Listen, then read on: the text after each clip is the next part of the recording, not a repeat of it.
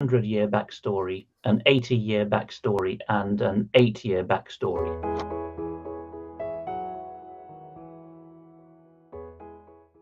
How much of Ukraine is Ukraine, and what is right now happening in Ukraine? We've heard this week of some developments as the conflict unfolds. As this emerging situation continues to develop, our audience have asked us to look at this in some depth on the Elevate podcast. And in particular, given our work with the pandemic podcast that preceded this, the Elevate podcast, where we palpably experience the loss of trust in mainstream media, and similarly now witnessing the same approaches with overly reductionist or simplistic narratives that pertain to the situation with Russia and Ukraine. Our audience were keen to examine this through a different lens so we can actually get a better sense of why this is happening, what's really happening on the ground, and what we can actually learn about the geopolitical history that gives us a wider context on the situation. So I'm absolutely delighted today to be joined by Alex Thomson, who runs the Eastern Approaches segment, a UK column. He has a long history looking at geopolitics, particularly around Europe, and looking at the religious affairs and constitutional matters. He spent his 20s at GCHQ and has some real domain expertise, and also spent time looking at the conflict in Georgia. We'll look at some of those parallels today, but I'm really delighted to have you on the show today to explore these key issues. So welcome to the Elevate podcast, Alex. It's a pleasure to have you. Thanks very much indeed, Dan, and it's a pleasure to be talking to the Elevate audience. Thank you. And I would love to just give and I'm sure many of our audience will be familiar with yourself, or at least the UK column. But for those who aren't, could you tell us a little bit about what you've been doing, your work with the UK column when it comes to Eastern Approaches, and perhaps link in some of your prior expertise and experience? I decided when I started working for UK column, it's nearly a decade ago now, as de facto the Europe correspondent. I had moved to live in the Netherlands. I decided then to give my brand, my or my strapline on UK column reporting, the name of Eastern Approaches, because it's the name of a famous book by Fitzroy Maclean, an interwar British spy. And I thought it was applicable to me because I had moved to live in the Netherlands. Well, that's east of Britain. And of course, I was talking largely about Eastern Europe. And that's because I had started in 2001 and then emigrated in 2009 to marry a Dutch woman. I started in 2001 with GCHQ, which is Britain's signals intelligence agency, the electronics spy agency, which partners NSA in the United States. And at the time, I was already somewhat skeptical. My motivation for joining the British government in one of its intelligence agencies was largely to see that freedom of conscience was maintained. I'd always been interested in championing, for example, religious persecuted prisoners. And this was a long-term issue with the former Soviet countries. And I recall talking about this with my vetting officer when I joined GCHQ in 2001. I don't think GCHQ would grant access to it, but if you were to ask them whether it's in personal file 45651, they wouldn't deny it. Well, they would neither confirm nor deny, but I told the vetting officer right then and there that I wouldn't serve under a King Charles. I didn't know then that the Queen would survive another 20 years and counting, because he'd already constitutionally disqualified himself. And so awareness of the distinction between the real constitution and what the British government and legal profession claims is the constitution, especially when dealing internationally in power blocks, is something that really grabbed my attention as well. So I welcomed the opportunity to leave. I didn't slink out. I left because I had a marriage awaiting me, and it was much easier for me to move than my fiancée. But since then, I have been so perturbed by what's been going on both in Britain and in British foreign policy around the world, of which the latest iteration is this Ukraine war, that I could not stay on the sidelines. And that's how I joined UK column, which, for those completely unaware, was founded by a retired lieutenant commander of the Royal Navy, Brian Gerrish, together with a technical genius and former hedge fund worker, similarly disenchanted with the City of London, called Mike Robinson. So we're a bunch of mostly ex-establishment in one way or another, dissident voices, and we strive for quality. Thank you, and it's really important to hear that. And we were saying before we went live that UK column has a distinct approach to trust, and I think this is really important in this world where, as I've touched upon, we've got this loss of trust in mainstream media, which has certainly been exacerbated over the last couple of years with COVID, but very rightly from those who've got critical minds will see the same patterns emerging with Ukraine and other issues. And on that point, I suppose, if you were to just simply follow the kind of mainstream media, you would see this trickling effect probably in the months preceding the Russian invasion of Ukraine, which was speculating whether it would happen or not. And then, overnight, it began. Reading the news would lead you to believe that this is a new issue, with very little background context. Could you bring us up to date, really, in terms of the broader picture of the conflict that we're witnessing here? I've said a few times, Dan, that Ukraine has an 800-year backstory, an 80-year backstory, and an 8-year backstory.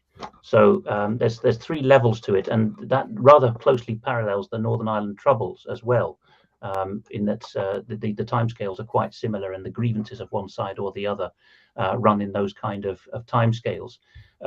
It would take the whole podcast to give a history lecture, so instead I'll just give one sentence on each, perhaps.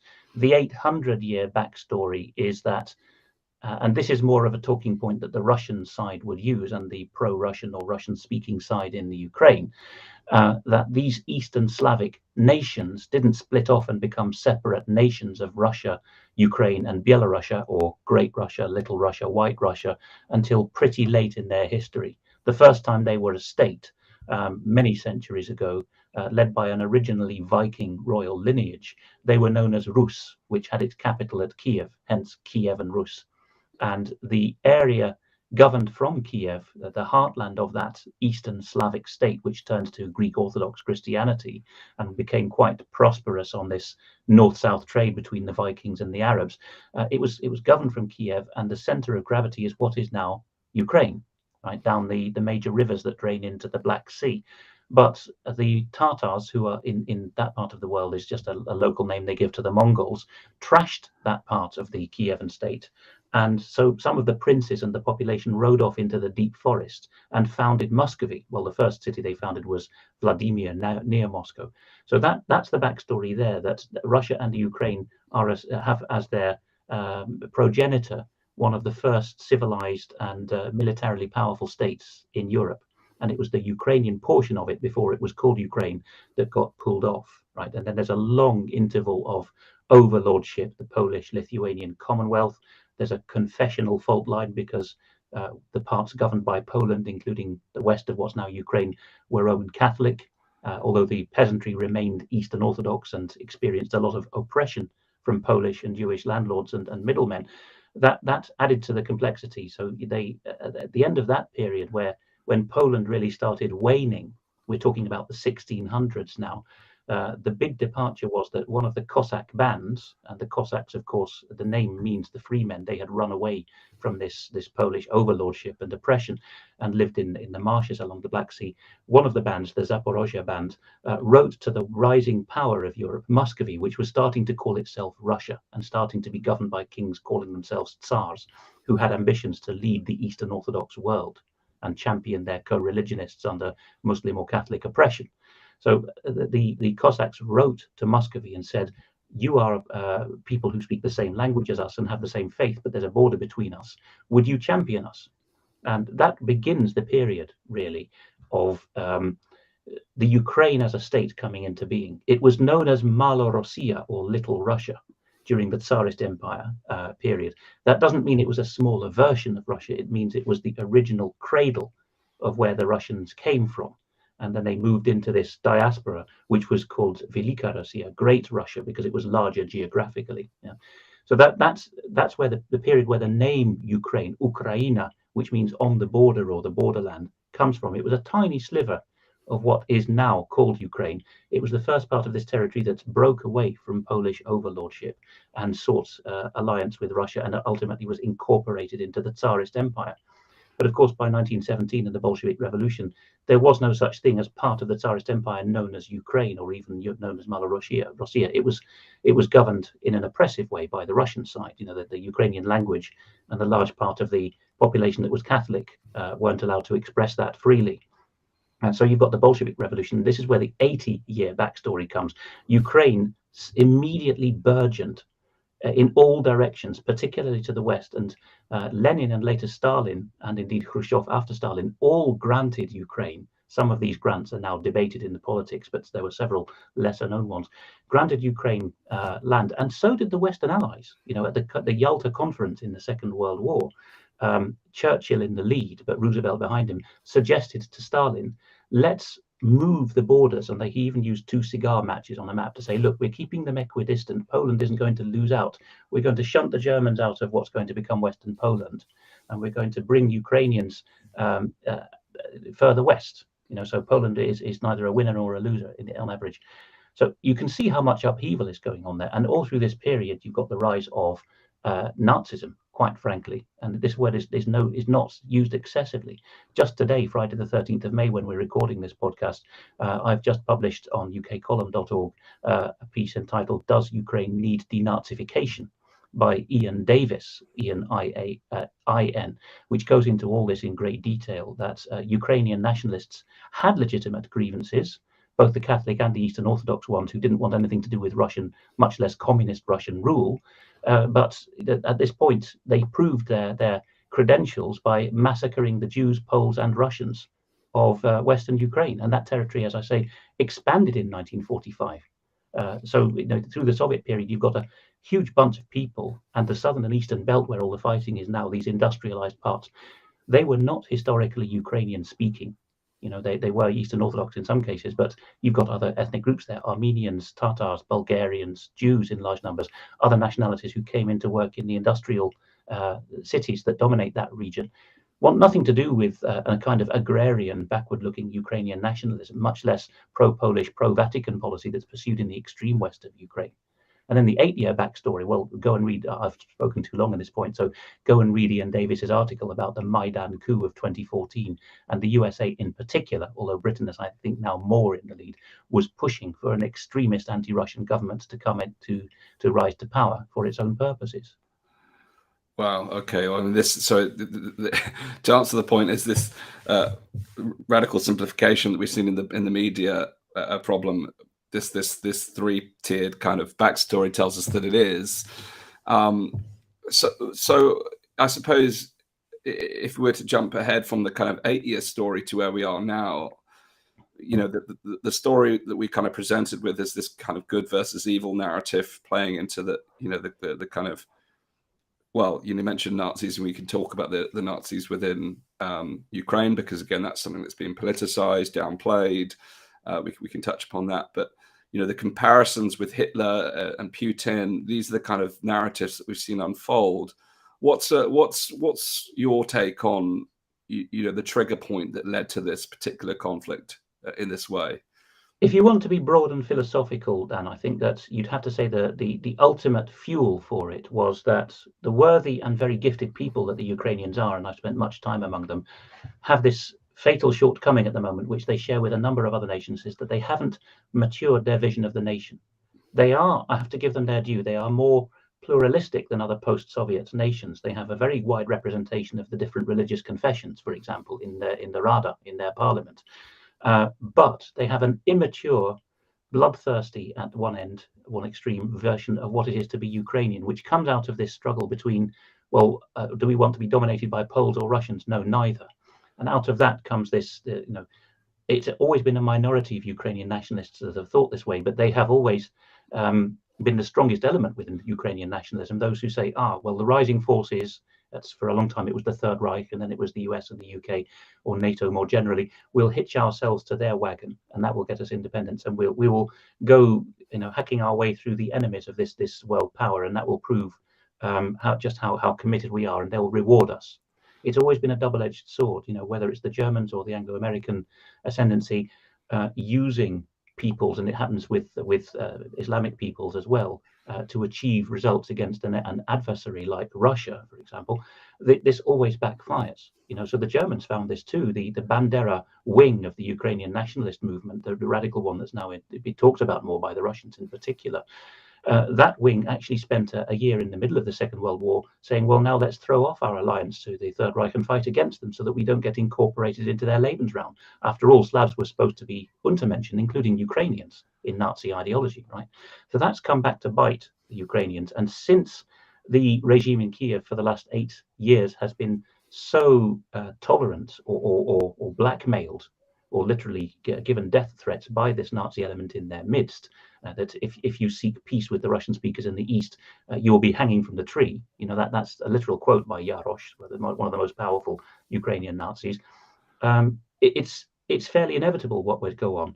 As with a number of these client states of Britain and America and Germany around the Russian underbelly, Georgia being where I have most expertise, the West saw its chance, and the what's now called the Global Public-Private Partnership, that's another idea for which we're indebted to Ian Davis, moved in large biolab interest, the life sciences and the military-industrial complex in its seediest forms, set up labs there to test agents on local soldiers and, yes, children.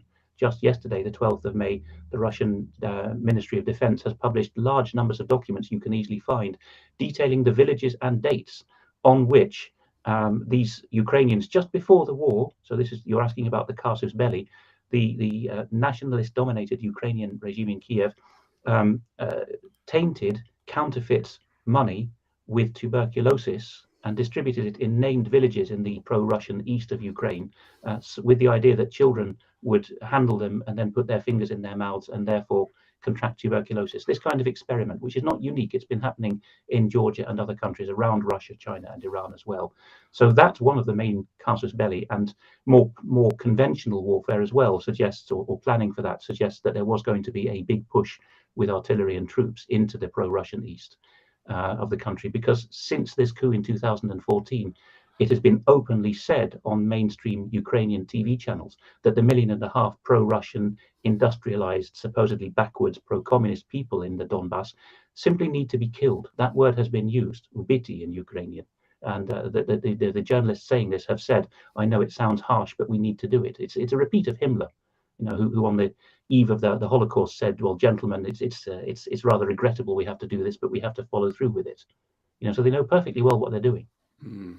So to what extent are these factors in the current situation? Obviously, the Nazi element has been downplayed in the Western media generally, and even the medical experimentation has been smeared, denied. Although then there is some acceptance, as we've seen with other stories, that you'll see these U-turns. But what extent and to what end are these playing a factor in Putin's decision making when it comes to what's happening here, and to what extent is some of this being driven by Ukraine? What we could say is most Ukrainians, including the well-educated urbane ones, have only been very dimly aware of this stuff going on.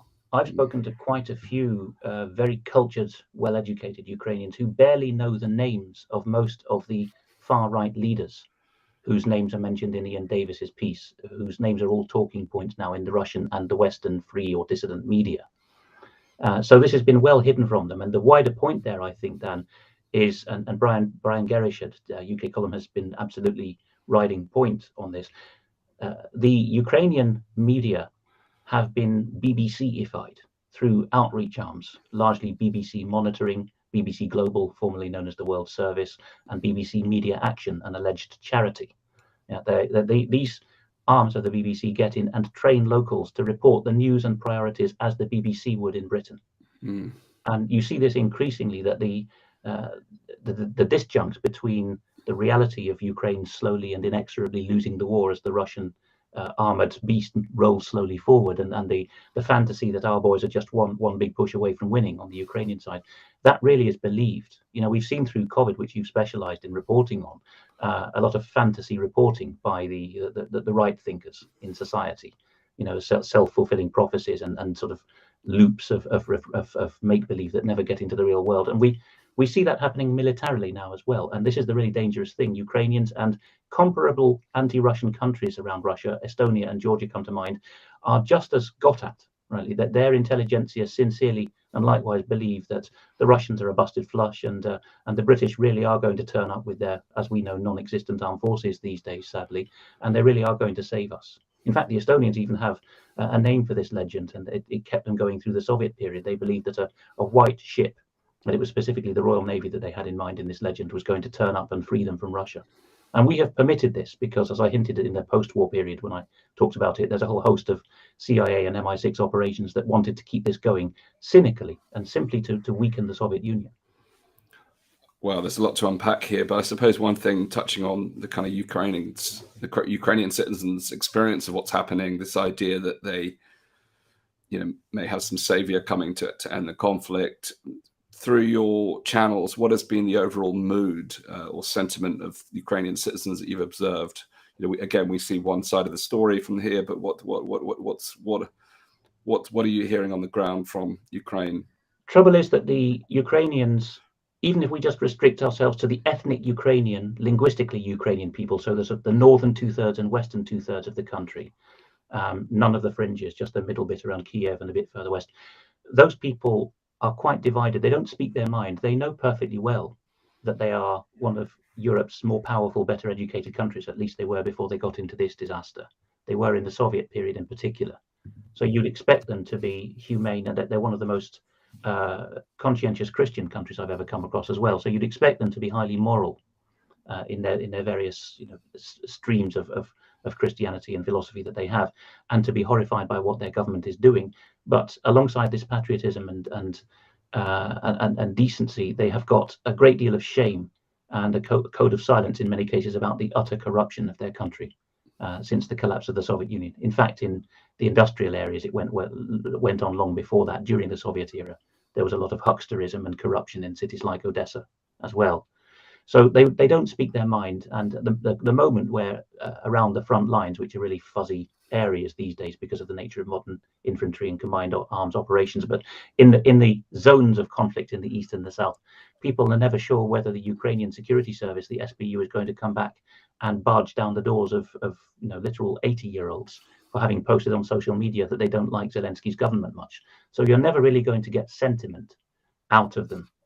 Honest sentiment. What is clear is that those who reach Western Europe as refugees do open up a lot of, these terms don't really apply to Ukraine directly as they would to Britain, but shall we say well-to-do middle-class people who manage to get to Britain or Western European countries, they do open up in, for example, if they get to a church or a community group and say, well, I'm so glad to be rid of that awful regime.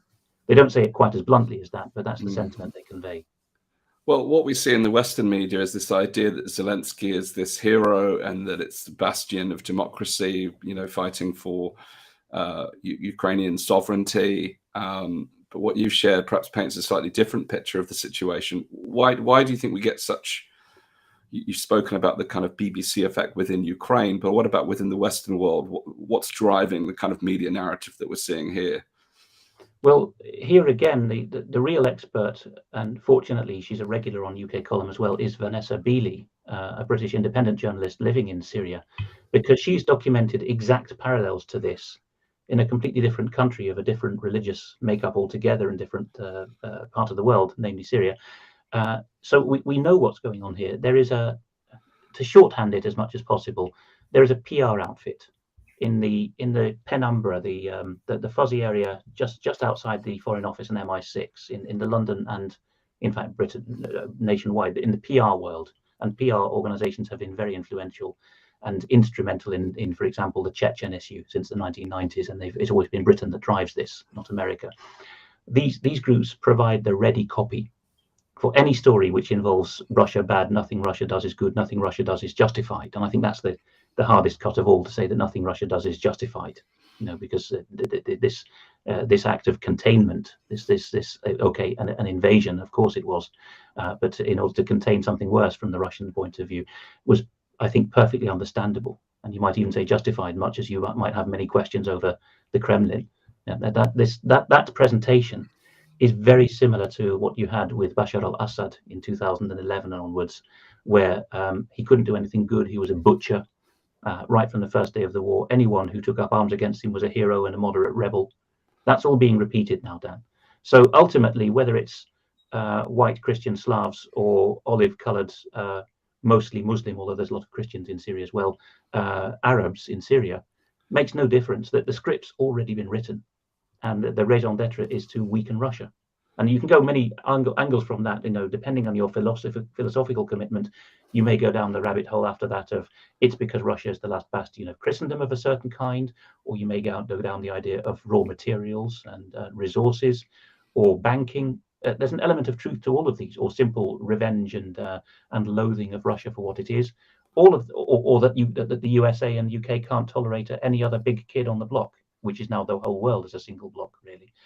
These all play a part, but the script is Russia must be carved up. And some of the nutters at the front end, Yevhen Karas quoted in that Ian Davis article that's just gone up on UK Column, and we've played the clip of that on UK Column before. He was the stupidest and loose-lipped of all when he said just before the war started in a Kiev conference, the Brits in particular need us because we enjoy fighting. We're going to clear their enemies out of the way, and when we're finished, we're going to federate this whole zone between Germany and Russia into a superstate. Wow. Okay. So this is very interesting, and I suppose where my mind is going next is to kind of start to look at on the flip side with Russia. What do we know about Putin's character and his aims? But before we go to that, I'd like to, given your experience with Georgia in 2008, just examine some of the kind of parallels and contrasts with what we're witnessing now, given what you've just shared. Well, for those who were too young to remember, or perhaps didn't see it in the news because it was an order of magnitude lesser, there was a war in 2008 between Russia and Georgia, which lasted 5 days of hot fighting, plus a lot of loose ends to be tidied up afterwards. And it was largely over the separatist Republic of South Ossetia. And these people are not pro-Russians, although ethnic Russians. They are pro-Russians. They are not ethnic Russians. They're a completely different people group. They're neither Russian nor Georgian. In fact, they're most closely related to the Iranians. And they live on the slopes of the Caucasus Mountains, and de jure in international law, they're part of the Republic of Georgia. That's the sovereign state. But already in the 1920s, at the beginning of the communist period, and this is very comparable to what happened in Ukraine, these people experienced ethnic pogroms. There was so much of it in the period in the aftermath of the First World War, all over Europe and the Middle East, as the empires collapsed and machinations started. So these Ossetians had this memory of not doing well under the brief periods of Georgian independence that there had been in the past. So they already had autonomous status, as did the Abkhaz in the northwest of Georgia, and they both declared independence unilaterally. And these conflicts quickly became frozen conflicts, which is the term used, I think, exclusively in the former Soviet Union, or largely to mean standoffs between pro-Russian minorities in the country and the titular sovereign country around it. So that is very comparable to what happened with the Lugansk and Donetsk regions after 2014, even down to the detail that they started off with the position that they wanted autonomy and respect for their language rights within the country without breaking away.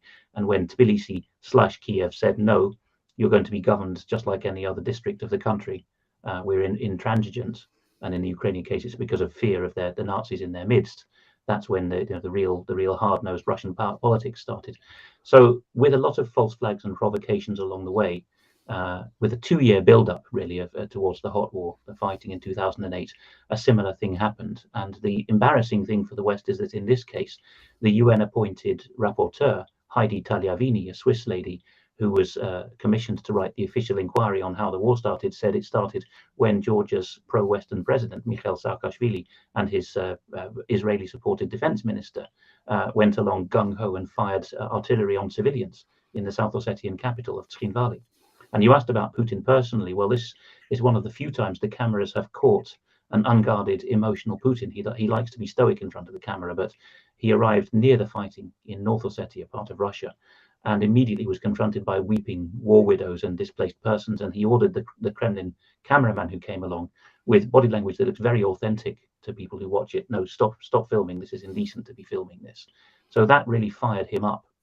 to order a massive military operation, and within 5 days Georgia had capitulated. So there are parallels there, but the differences, as I say, are the scale and the relative ease. It seemed nightmarish at the time for all involved, but that was a relatively easy situation to cap. And in fact, another similarity is that Bernard Kouchner, the French foreign minister, and that's paralleled with what Macron is offering right at the moment, intervened. At that time, France was the rotating chair of the G8, which of course is now the G7. Russia's been kicked out. But it was French mediation that brought an end to it. And since that time, if we talk about the Ukraine again, France and Germany have been far more involved through the Minsk agreement process than Britain has in bringing about international law solutions and decent autonomy solutions to the region, to Ukraine, than Britain has. Britain and America have stayed on the sidelines and largely provided arms training and moral succor and PR for extremism, I'm afraid. Yes. So I mentioned before we examine these parallels, and what I suppose what's frightening here is, I'd like to turn our attention to Putin and his character. It's been presented that he's the new Hitler, if you will, and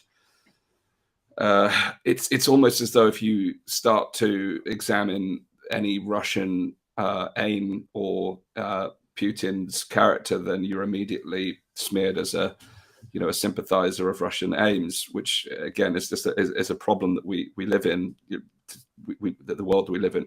But I find the censorship that we've seen of Russian news, RT News in the UK, unable to access that at all now, and various other channels. In any situation, I try to look at both sides of I always say both sides of the story. My experience is that there's never just two sides to the story. It's like I say, it's like you could say there's two sides to a coin, but actually the rim that goes around represents probably a multitude of stories that perhaps give it nuance and complexity. But I'm keen to get your assessment of Putin's character, and more importantly, what do you believe his aims are with this particular conflict? Well, if we start it negatively, what we can discount is the lazy rhetoric that Putin wants to be the Tsar of a new Russian empire. Russia economically, financially, things are changing perhaps, but at this time they are not able to afford the incorporation of territories. When Donetsk and Lugansk, that I just mentioned, decreed autonomy, popular republics from Kiev because of the rise of an extremist dominated or the extremist steered government in Kiev, Russia spent the next few years refusing Donetsk and Lugansk's appeals to join the Russian Federation. Crimea did get incorporated. The Russian contention is through an internationally legally valid referendum. But Russia is loath to incorporate territory, as far as we can see. There may yet be changes to that in the Baltic and in the Caucasus and maybe Central Asia, as the West relentlessly pushes Russia further into a corner and brings its arms closer to the Russian borders. But as things stand, I don't think this, or the technical name is revanchism. I don't think Russia is wanting to plant its flag literally on non-ethnic Russian, non-linguistically Russian territory, even in the former Soviet Union. But Putin's got a reputation to maintain. He's thinking of his legacy. He's around 70 now. There are reports from Russian media, as well as perhaps tainted sources in the West, that his health is not good, although he appears in fine fettle when he appears in public. He doesn't have total freedom of movement. He's often called a Napoleonic ruler, in that the reason he gets the supermajority support is because he brings constituencies together. So he's trying to please the business world, the military world, the moderately socialist world, the moderately conservative world within his country, all at the same time. So he has less freedom of action than you might think. He's not a complete autocrat on his own. He's spent most of his time dealing with security guys. Of course, that was his rise to power, though it shouldn't be forgotten he was a lawyer, a details man in the KGB. He wasn't a frontline spook. But he's now got to balance these various constituencies. So we read about him having awful tantrums and giving his defense minister Shoigu a heart attack and so on.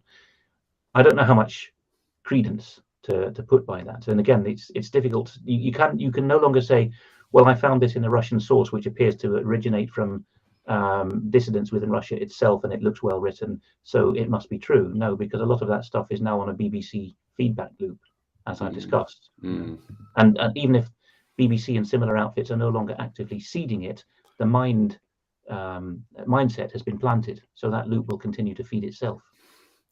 Yeah. So if this then is not about, I mean, I certainly agree that I don't think he's pursuing some form of USSR renaissance.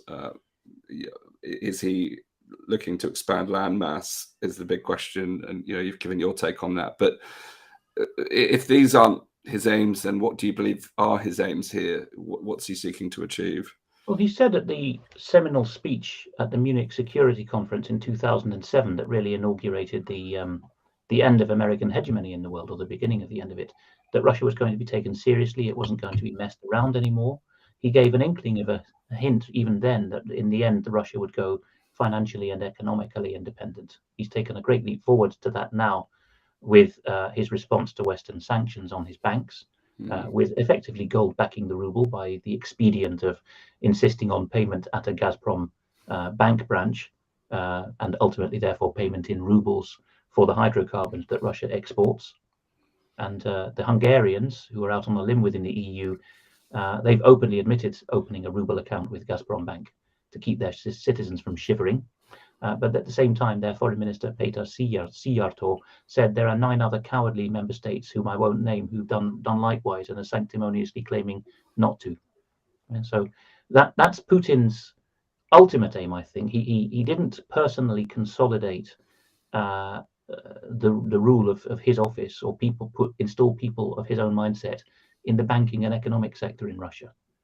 He couldn't do everything at once.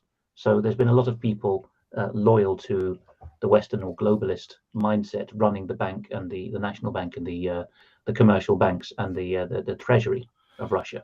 That may now be starting to change. So it's been a steady as she goes policy of, first of all, getting Russian pride and demographics sorted out, because they have an awful problem with low birth rates, which they're starting to address, and many young men have tragic demises before ever managing to found a family. But he's done that first, and then the military stage, so that the young men who are now in increasing numbers reaching adulthood fit and able to serve, as it were, in all senses, have got a decent army to go into with good equipment. They're ironing out. They have a lot of problems to iron out there, but at least they don't have the scale of corruption that the US in particular has with its contractors supplying duff equipment at top dollar to the Pentagon. And he's now moving on, I think, to the economic area.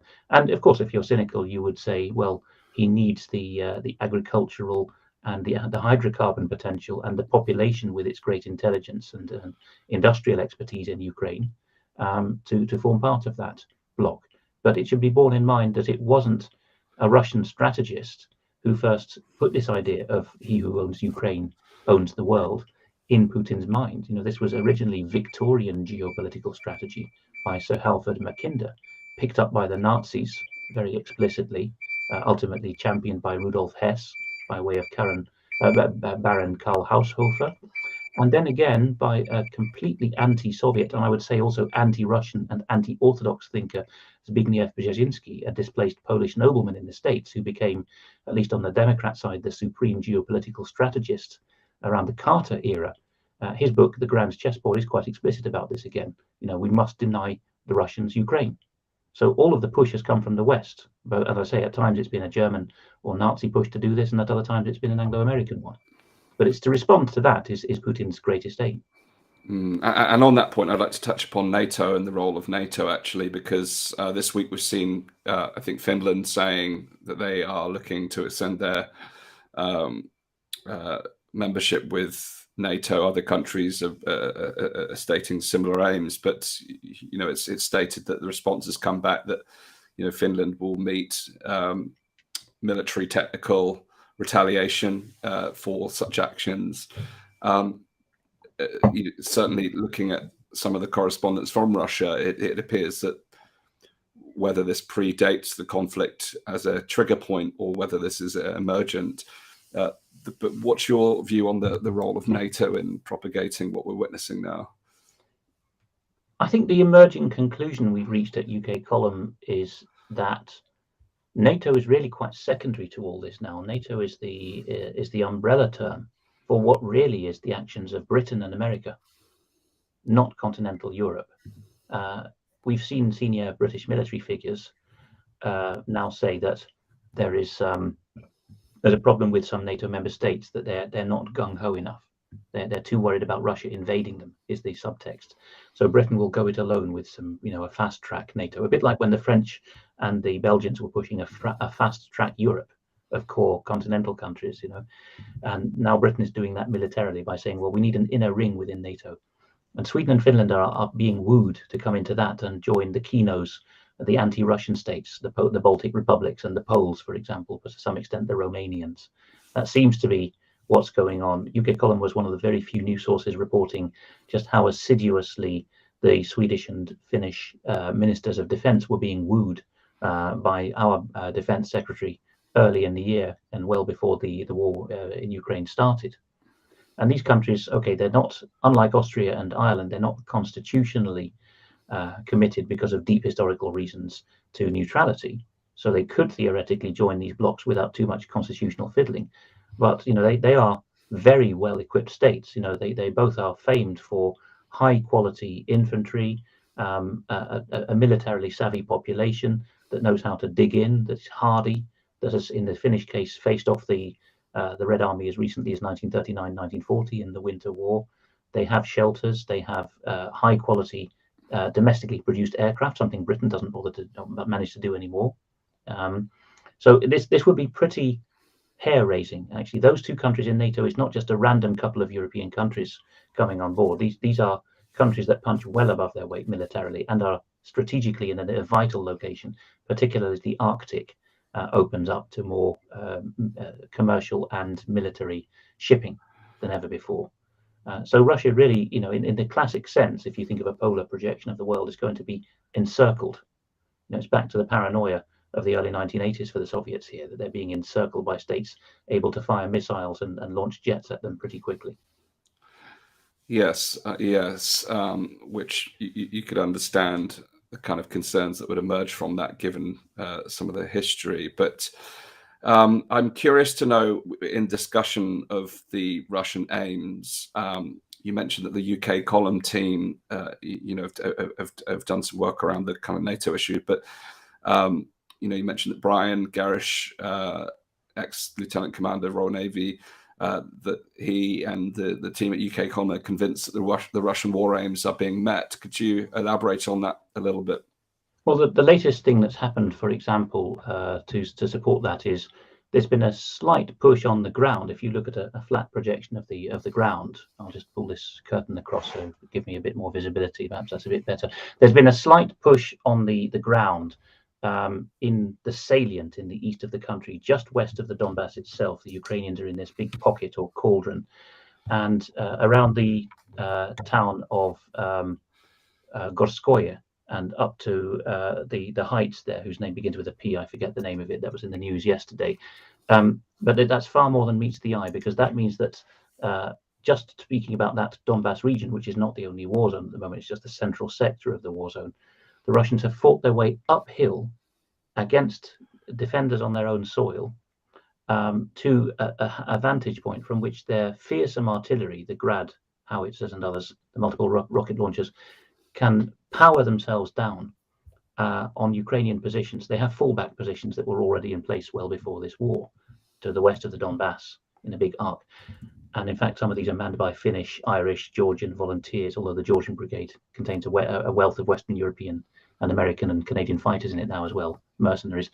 But the Russians are now able, just with one village under their control, to zing their way forward through awesome firepower. And the other thing is that we've been playing clips of a French-Canadian soldier eloquently saying this in an interview with Canadian mainstream television, and it's also been confirmed by some of the British and European mercenaries leaving the country with their tails between their legs. They are being used as cannon fodder. That 70% of them, by one reckoning, have already slunk out of the country, which they contractually undertook not to do till the end of the war. So they have to, slip out with bribes and disguises.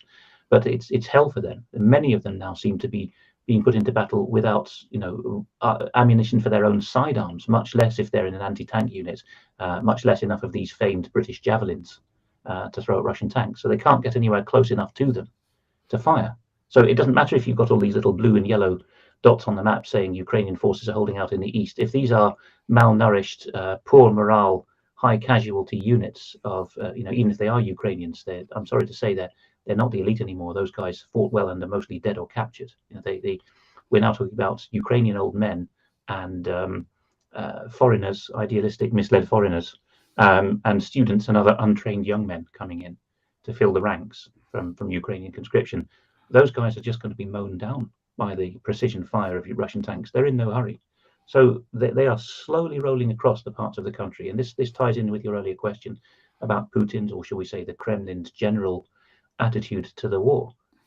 It seems more and more that they are going to be content to hold the line at the ethnic Russian parts of the east and south of the country, creeping around three sides, really, because to the northeast of Kiev, around Kharkiv, it's largely Russian-speaking and somewhat pro-Russian as well. So against that, even one of the main spokesmen for the presidency in Ukraine, this interesting character Alexander Arestovich, who gives so many bizarre statements, he's admitted as much, that Ukraine cannot reverse the vector going on the front line. The most they can hope to do, he suggested, was hold it. So that is actually being admitted more openly in Ukraine than it is in the West. What then are the implications of Russians' advancement in this way? We discussed whether Russia was looking to expand its territory. What's the implication for these areas that are being affected in this way, and where does that leave those parts of Ukraine in the longer term? Well, and this actually applies as far west now as almost to Odessa, the city of Kherson. What it means is the cell towers switch to Russian providers. The currency becomes the ruble. It's not going to be quite the whole hog that you got in Crimea, where the Russian flag is hoisted. It might be shown as a kind of a welcome to the boys in the main square of a town, but it's not going to be hoisted from the city council in the way that it was across Crimea after that referendum.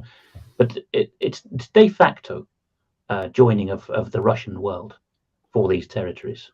There were very few outspokenly Ukrainian nationalist people, apart from some of the young, the school children's generation in these territories, that even spoke very, very good literary Ukrainian. They understand it, of course, because of broadcasting and public life being in Ukrainian for the last few years, but there was very little outspokenly pro-Kiev sentiment in that whole belt. So there's not going to be much wish to return, and even the hard-nosed part of the population that doesn't care for one nationalism or another is going to say, well, Russia economically is on the up. Ukraine is looking more and more like a desperate failed state that's flailing around. And you can see that from the rhetoric as well. As almost as soon as the war started, Zelensky started berating the Europeans for not doing enough to help him. So that all is pointing towards these territories being gone. And that's another parallel, I think, from my experience with the Caucasus conflicts last decade. That's for a while, for many years actually, the Georgians thought, well, next year we're going to retake Abkhazia and South Ossetia. One more push, boys, but finally it dawned on them that there was absolutely no sentiment, even among ethnic Georgians in those regions, to rejoin. It just wasn't an appealing prospect. The next generation was growing up with access to a whole block of the world, namely Russia and its satellite countries. Whereas if they went with these pro-Western countries, the nominal sovereigns, they were going to have a pretty poor and bitter life. So these territories are gone, I fear, for Ukraine. Okay, well, but as we said at the beginning of the interview, many of them historically weren't Ukraine anyway, on almost all sides of the fringe of the country. Well, I mean, I'd like to move towards this point. I've got a couple of other questions I'd like to explore before we address this, but we opened the interview with the question, how much of Ukraine is Ukraine? I'd like to come to that in a moment as part of the kind of concluding remarks around how you believe the conflict will end. But before we come to that, I'm curious to explore some of the financial and economic reasons for the war being stoked from the Western side. What's your view on this? Well, without wanting to claim any particular expertise in banking, I would say it's pretty obvious to anyone who is part of, I would say, a news team in the free media or the new media, whatever you want to call them, if only if you listen to the commentary and analysis of the others on the team who are financial whizzes, it's obvious that the whole of the Western economy, or the globalist economy, had run out of money, even though, for the last half century it was already make-believe money, fiat currency. Certainly by 73, a couple of years after 1971, when the gold window closed. And it was obvious that the 2008 shock was just a foreshock of the complete collapse of the system. So an engineered collapse of that, and blaming it on Russia, it seems to have been on the cards.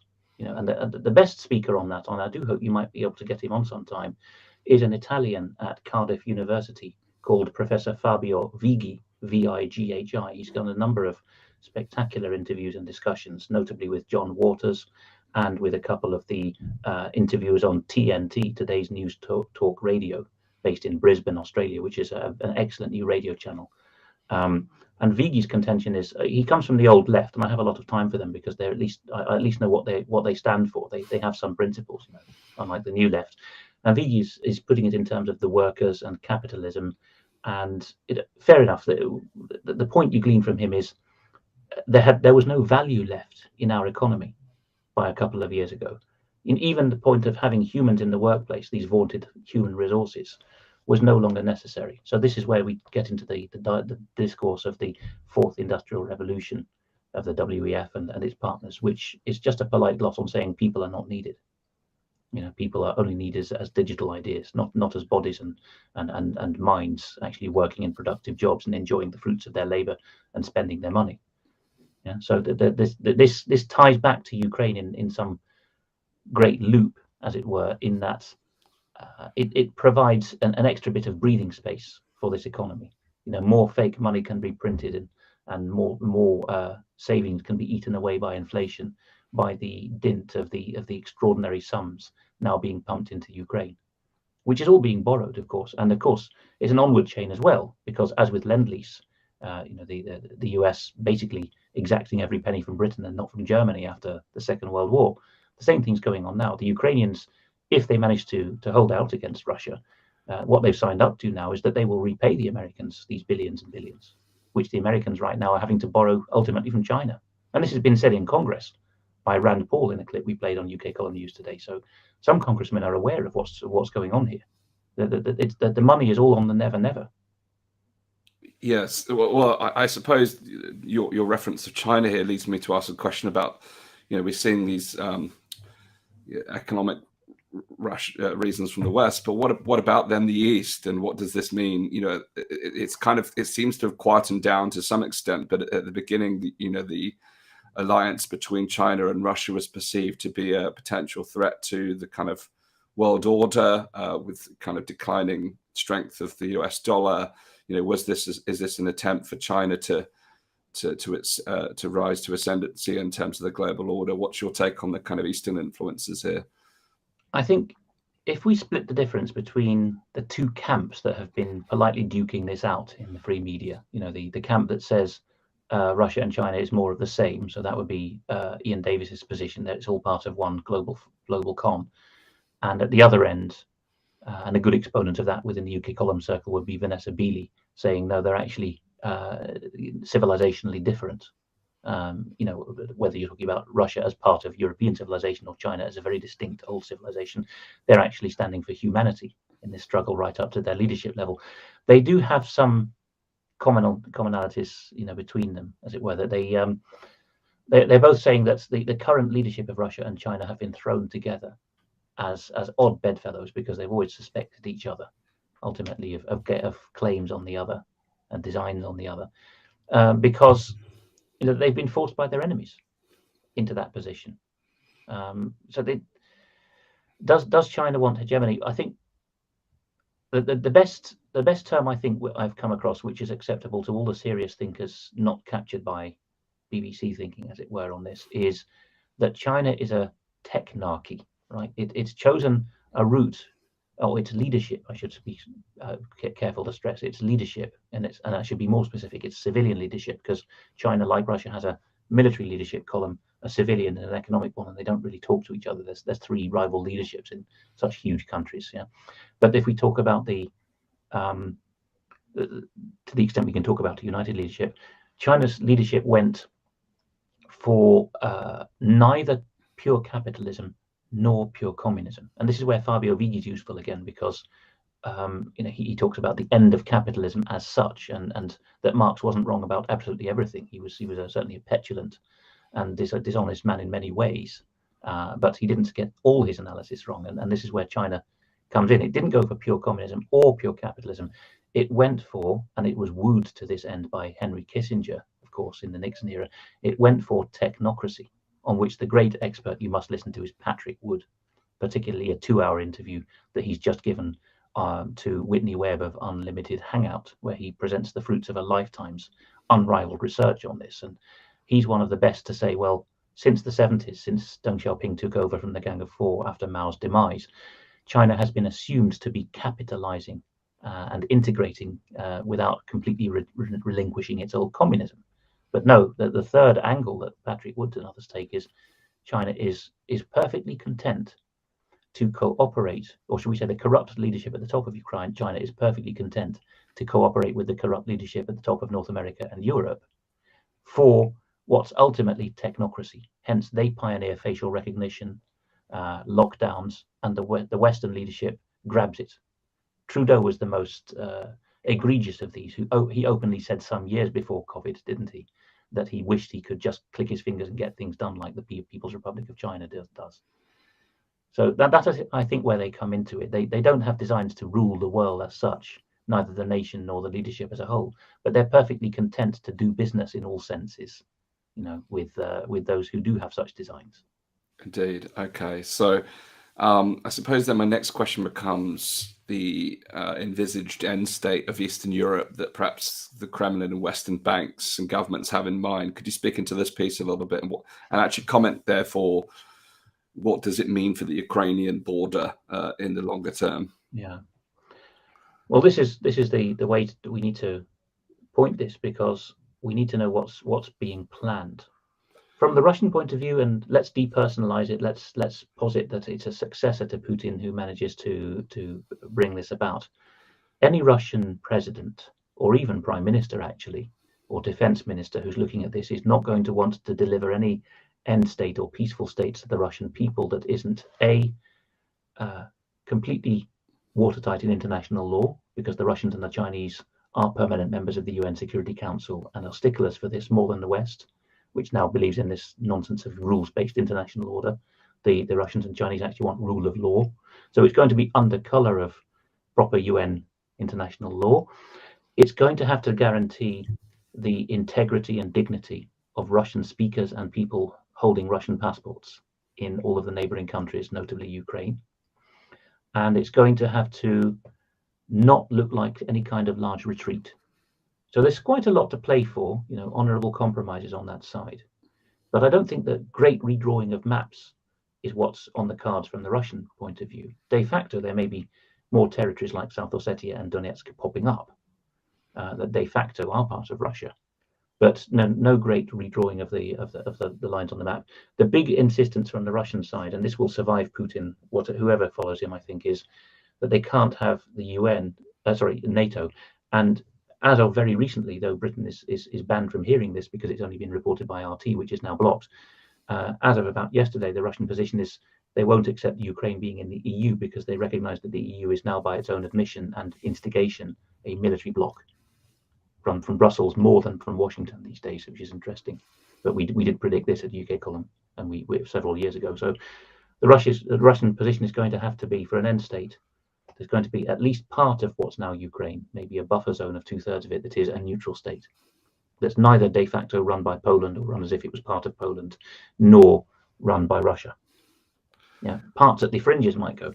Now, from the Western perspective, I think that the envisaged end state of our globalist overlords at the moment is really a kind of insurgency, a permanent low-level war, such as they have managed regionally, not nationally as they hope, but regionally they've managed to pull that off in Syria. Syria is a territorially diminished country in the end state of that war. It's perhaps in the medium term not even going to regain the northeast with the Kurdish insurgents, or the northwest with the Islamist insurgents there, or the Golan, which has gone to Israel. So it's carried on with the bulk, the rump of its territory. Maybe Ukraine will do that as well.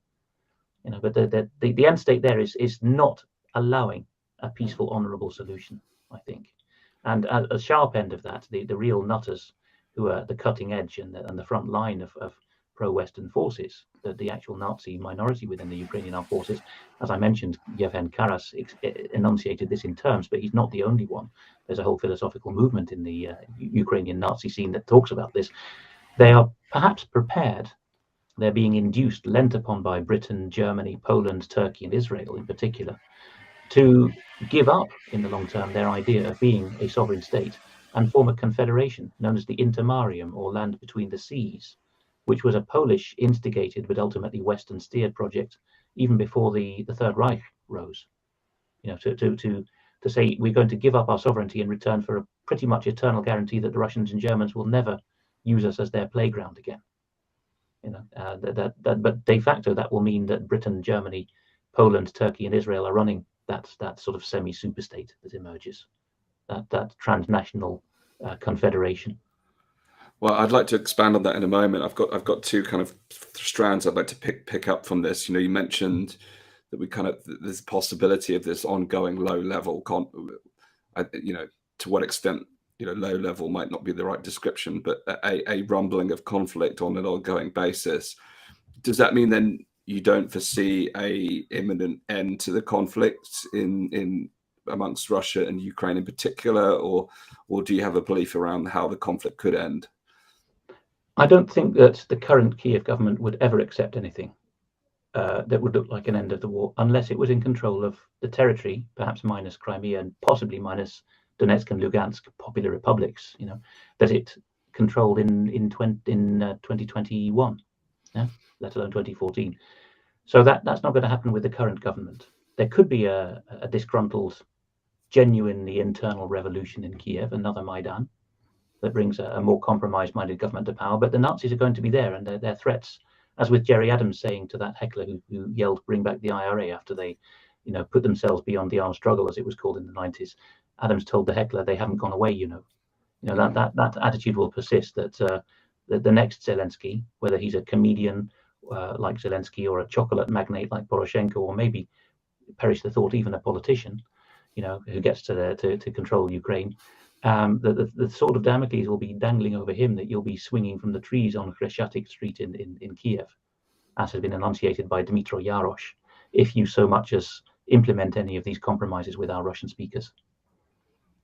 So that's before we get onto the foreign players who, as we've skirted around really for financial, propagandistic, and whatever other reasons, a whole clutch of reasons, our governing superclass, for all of these reasons, cannot envisage an end of this war unless it's a kind of a Sieg Heil end, in which we have a front line halfway between the Ukrainian border and Moscow.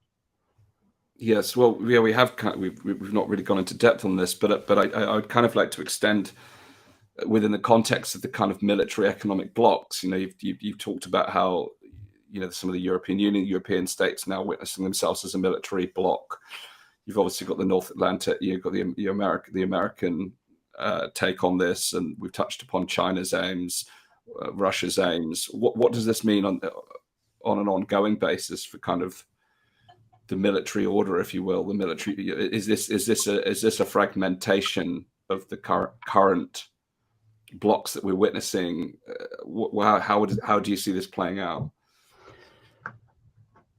There were one of the most striking speeches that Mrs. Thatcher gave, I think she wasn't even Prime Minister at the time, or maybe very early in her premiership, is when she said that she was taught at school that at the beginning of the 20th century, before the Great War, there were 6 great powers in the world. And the point was they were reducing and reducing. Yeah. So before the Great War, there was outside Europe, there was the United States and Japan. And in Europe, from east to west, because we tend to be Western centric, there was Russia, Germany, Italy, France, and Britain. So that's actually 7 in total, because Italy was a great power, before and during Mussolini's time. So 7, ultimately, a heptarchy for the world, if you like that board game, reducing to just 2. I mustn't skip over the very important stage when there were 3, when the City of London and Manhattan very clearly wanted there to be only a German bloc and a Russian bloc in Eurasia, and then set one against the other. And for a long time, they were undecided or divided between themselves as to which one to champion and which one to attack. But ultimately, the end game was reached, which was one of these capitulators, and you were left with just the Anglo bloc with Western Europe in its wake and the Russian bloc as the sole enemy. Then China rises, but we forced them together, our elitists have, so that effectively there's just one Eurasian bloc not under our globalists' control. So you've got a dual, a new Cold War of a two hegemon or a two power situation. Ultimately, and you were asking about military blocs, the end state at this point, the big push by globalists, and this has been envisaged since the 19th century by some of their top writers, H.G. Wells, notably a lot of British literary figures, not American Dr. Strangeloves. This all comes out of Cambridge and the LSE, this thinking, and the Fabian Society. Ultimately, there'll be one bloc. So, inevitably, national militaries are past it. There's even a writer, I forget his surname, Glenn is the Christian name, who has written a number of monographs on they're available in the Amazon Kindle store among other places. And one of the books is rather tellingly called Armed Forces After Sovereign Nationalism. That title is predicated upon two things that he's heard in the think tank corridors, of which London has the supreme ones, even more than Washington's think tanks. Namely, sovereign nationalism is coming to an end, and secondly, armed forces will still be there, but they'll have another purpose. So the rejigging of the blocks ultimately, and I have to say, without blowing our own trumpet, we were one of the very few who talked about this at the time, 2017, when it was really getting into full swing. You will get military blocks, a military bloc in Europe, which is not controlled by any nation, not even definitively by the continental Europeans in the EU. It will always have ties to Britain and America and the Five Eyes, which is mixed in that it's part civilian policing and part military, and mixed in that it has many citizenships in its ranks. You'd be surprised how many armed forces, notably France, Germany, and the USA, allow non-citizens into many parts of the military these days and actively recruit. Okay, Britain does that in the Commonwealth, such as Fiji and the Gurkhas, but it gives them citizenship, and they're at least in our cultural bloc as Commonwealth countries. But in the case of France and Germany, they're talking about recruiting North Africans and Middle Easterners straight into their national forces, or, well, that's the point, no longer national, transnational European military union. So the bloc ultimately is going to be, if they manage to achieve their aim of victory over Russia and China, a single world force. It won't even be distinctly police or army, because the distinction between policing or keeping the peace at home and defending against aggressors abroad will no longer apply if there's a world state. And again, a world state as a term comes from Zamyatin, whom Aldous Huxley basically cribbed his material from. So again, you can see that in that case, a Russian who'd spent time in Britain in the First World War knew that was the thinking of the British elite. Zamyatin's book is simply called We, and it envisages the world state. But that idea is coming back to the fore now. So ultimately, that single force will draw from all the nationalities in the world, or at least the more military bellicose of them, and it will be there to crack the skulls of dissidents, and borders won't matter. Citizenship won't really be a concept by then either. I mean, this is a big piece to land on as we enter into the closing stages of the interview, because I feel like there's another 90 minutes that we can have just on that subject of the kind of world state and the changing world order. So perhaps we'll have to, unfortunately, park that one for a future interview with, you've mentioned several other potential guests that could come and unpack some of those specifics. So we'll leave a cliffhanger on that one, having seeded the thought.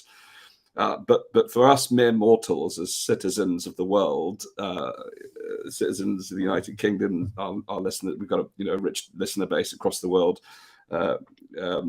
For those of us who don't subscribe to the idea that you've alluded to the globalists and other actors that, and even we opened the interview stating that we've witnessed over the last couple of years how global powers, whether we're looking at the implications of pandemic policy and the ramifications that's had upon citizens and our democracy, rights, liberties, and now in the face of conflict, where again it's global powers playing out on a global stage, that ultimately the civilians, whether it's Ukrainian civilians, Russian civilians, or civilians around the world who are economically feeling the consequences of sanctions as a result of policy, ultimately citizens are the ones that suffer.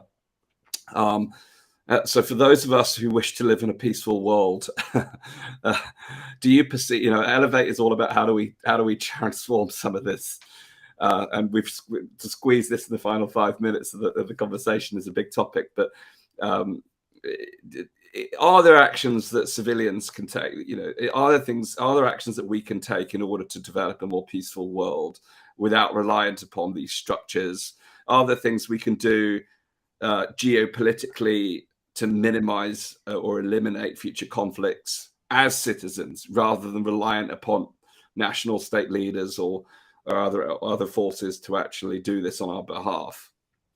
Well, yes, there's plenty we can do, Dan. And okay, my own background is linguistics. Okay, so I would be biased towards saying this anyway. But if you have any nous and ability in Russian, German, Polish in the current conflict, for example, go looking for egregious errors and lies and falsehoods in BBC reporting when they've just grabbed the first English speaker or press release in English allegedly from the front line, mostly written by a London PR agency on behalf of the Ukrainians. Go and challenge them on the discrepancies by starting a blog or going on social media or starting a podcast. And the bigger players, dare I suggest, like Elevate and UK Column, will be only too glad, after properly verifying your material and your bona fides, to rebroadcast, to amplify what you found. And this stuff does get into the mainstream and does embarrass. If we're brutally honest, even the bigger hitters in the free media, such as our respective outfits, I think by deliberate policy, do not get mentioned on the mainstream media themselves. It has to be maintained as a fiction that we don't exist.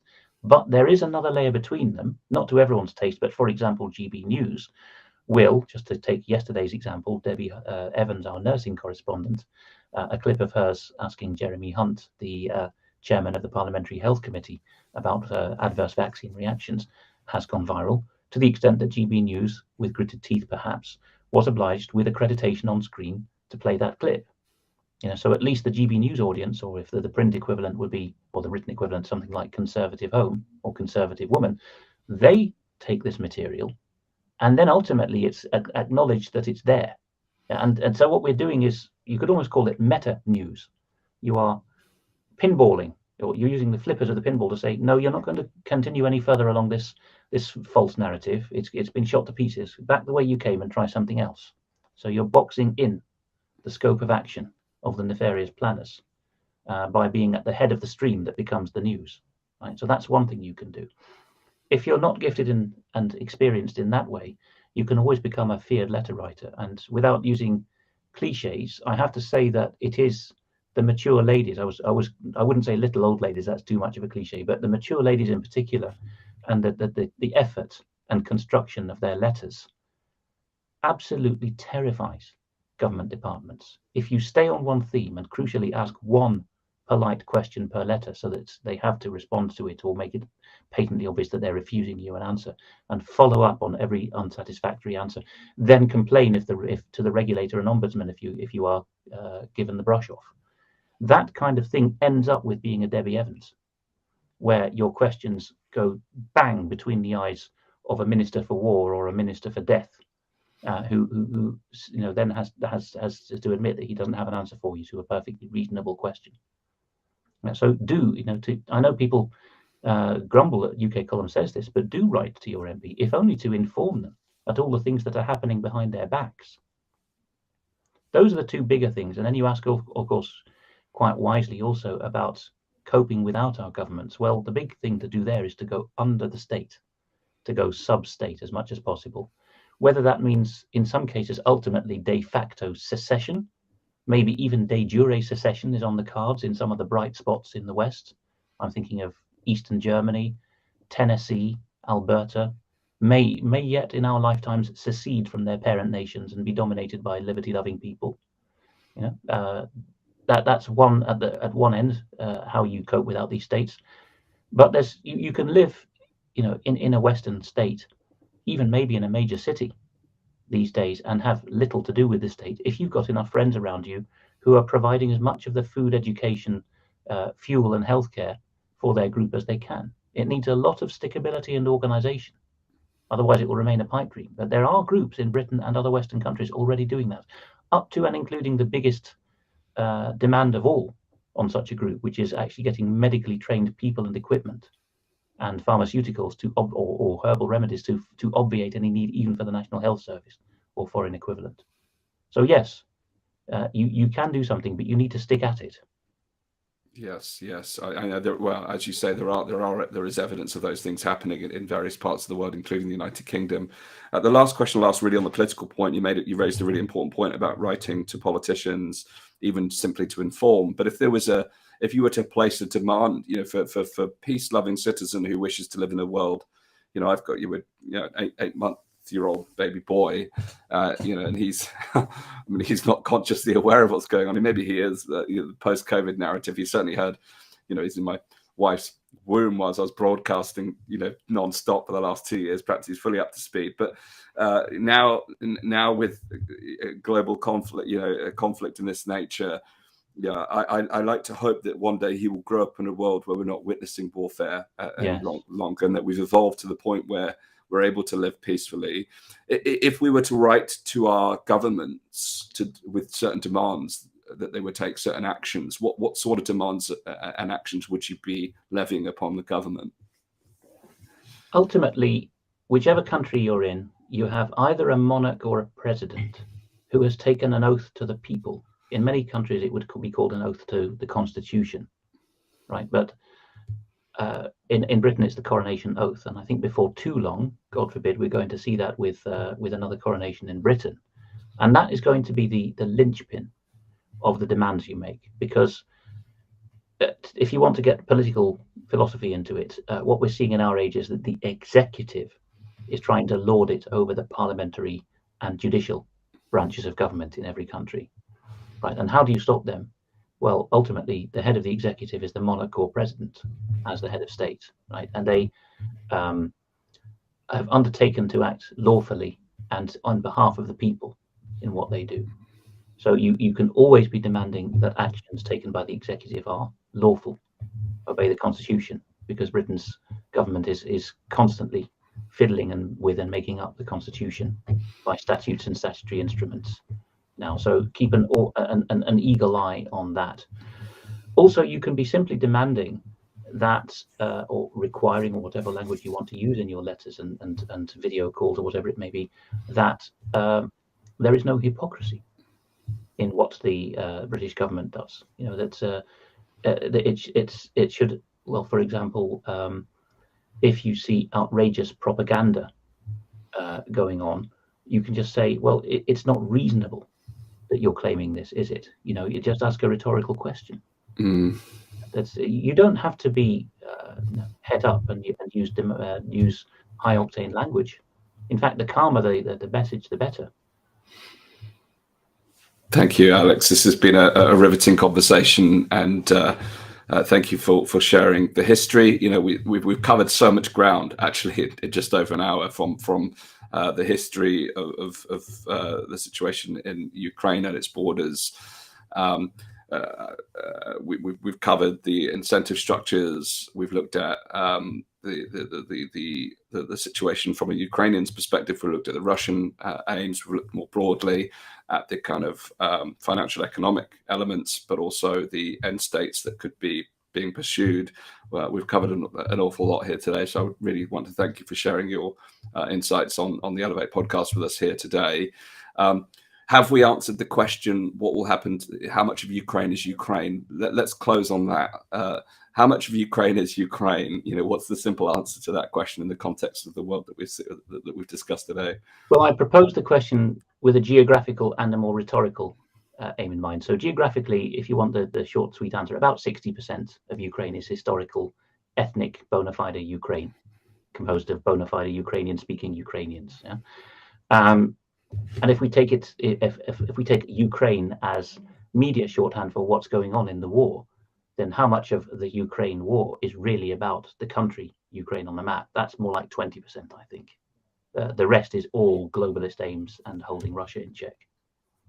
Thank you, Alex. So again, thanks for your time and insights on the podcast today. In closing, please do subscribe to our content here at the Elevate podcast. You can do so by going to danastingregory.com/podcast.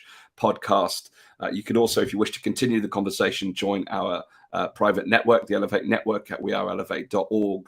And I encourage you to, if you're interested in exploring further what we've discussed today, to check out the UK column, which you can find at ukcolumn.org.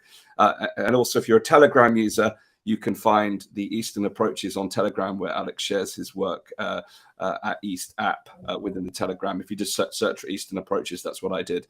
You'll find Alex's work there too. So, Alex, thank you so much for being with us throughout this riveting conversation, really deep and insightful. Please do share your comments in wherever you're watching or listening to this, and hit the share button, and together we can explore and get deeper understanding of the world that we're facing right now. Thank you again, Alex, and thank you to our audience. And I'll see you on our very next episode of the Elevate podcast. Thank you.